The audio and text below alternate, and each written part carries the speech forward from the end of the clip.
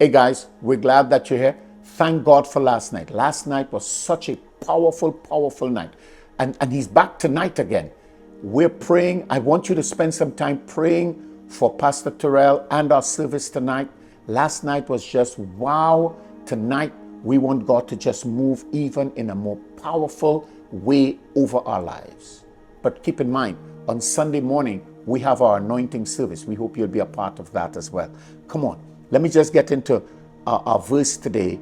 Ephesians chapter 5 verse 1. It says, imitate God, therefore, in everything you do, because you are his children. You see, the concept of because is such a big word. It may be joining the sentences, but because gives us a reason why we should do it. He says, imitate God in everything you do, because you are his children. There are things about my parents I did not subscribe to while I was growing up, and even as an adult, I do not subscribe to. As a child, there are things about my parents that I'd rather not talk about or remember. And I guess all of us are like that. There are things that happened that we'd rather not be part of the discussion in everyday language. But hear what though? Get this. We can't deny we are a product of their upbringing.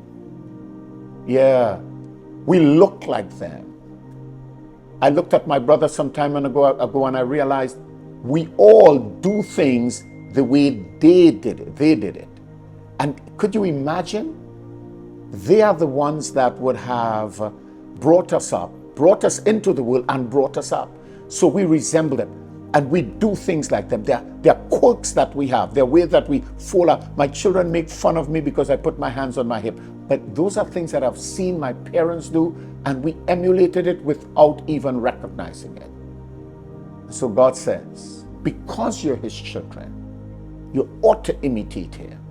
Because you are his offspring, you ought to imitate him. You're doing things like God because he created you, made you, saved you, and now you're hanging out with him sufficiently enough so that who he is begins to rub off on you. Imitate him. Do not allow your life to be such that it imitates another person or another situation or another philosophy. Stick with God. Imitate him. You say to me, Pastor, when you say imitate, what do you mean? We're coming back tomorrow. We're going to talk a little bit about that. But I want to get you into this. You're a child of God. You're not a child of something else. You're a child of God.